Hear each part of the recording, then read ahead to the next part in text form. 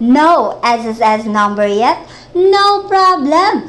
Tuturuan po kita ngayon kung paano mag-register online. Updated po ito, year 2021. The good news is, after you get or generate your own SSS number online, you will also receive a link from SSS for you to register in my SSS member account, wherein you can see all your contributions and other benefits that you may avail. Come follow me to a secret place where only the moon can see.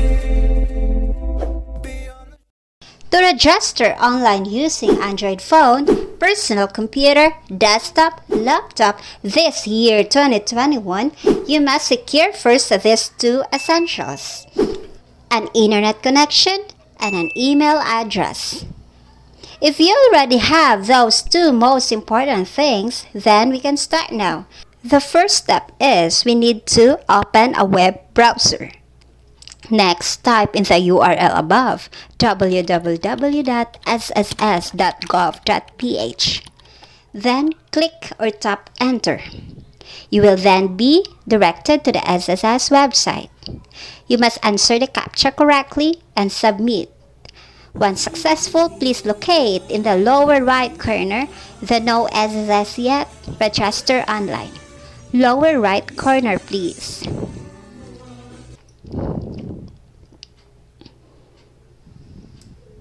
Apply now.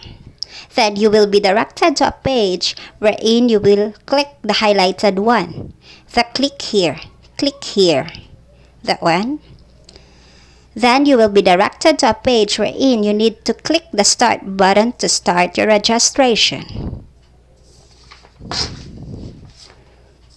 And this is now your first phase of your registration. Supply this required information correctly.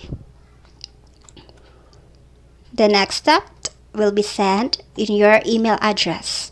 So you need to supply the correct and active email address. Check the I'm not robot, I certify the above information, and submit. You will then see a check email confirmation in your screen. Then we will go to our email address that we supplied earlier. Come follow me to a secret place where only the moon can see. Beyond the shore, just waiting for you and me. I see that you're yearning for something more. I feel the waves around me shaking me too. In continuation, after submission of our first phase registration in SSS, we need to open the email that we have provided during the first phase of registration. If you'll see an email from SSS, click that one, and you'll see in the body of that mail a link that will direct you to their website for you to continue your registration.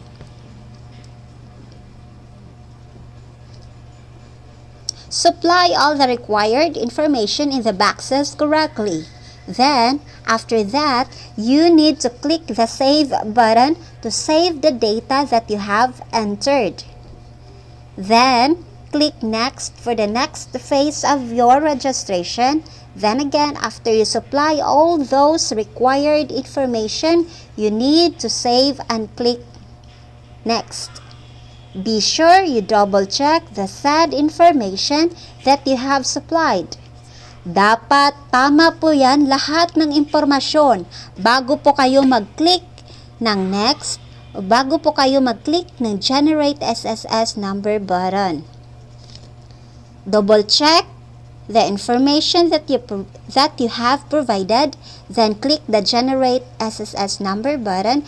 If you wish to edit the previous phase of your registration, so gusto nyo pong i-edit yung previous na page or phase of your registration, click nyo po yung previous button below.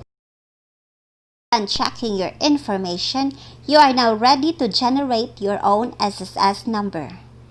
After you click that one, you will see a window message asking you if the information you've given are correct. Click yes to continue. Then, you need to supply these two required information: a preparation for ID card or UMID card application, the height in centimeter and weight in kilogram. Then you must also provide a preferred user ID for your My SSS member account registration. Then after that, if you want to supply the UMID ATM application, you can answer the box below. So right now it is still optional, so it's okay that we will not provide the name of bank and branch. Just click the submit button. Then you'll see a window. Just click yes to proceed. After that, if you wish to upload any required documents for SSS, select the specific documents you wish to upload. Otherwise, you can click the submit button to generate your own SSS. After submission, you will see a window. Just click yes to continue. And there you go. Congratulations! You have successfully applied for an SSS number. You will see your registration information like transaction number, SSS number, name of applicant, and date of birth. Please print all the required documents to be printed, then click done.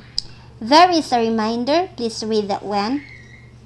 Pagkatapos nyo po magbasa, go back to your email address, then check if the SSS send you a copy of your registration and a link for you to register in My SSS member account.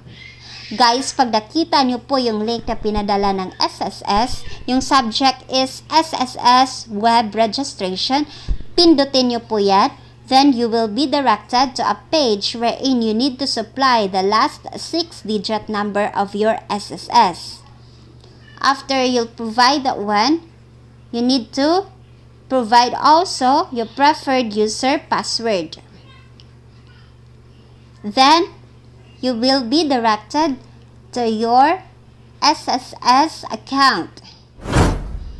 If meron na po kayong contribution, makita nyo po yan. Kung may mga loan balance kayo, makita nyo po yan. So, ayun na guys, tapos na po tayo nakapag-generate ng SSS number at nakapag-register ng account natin sa My SSS member account. Congratulations guys!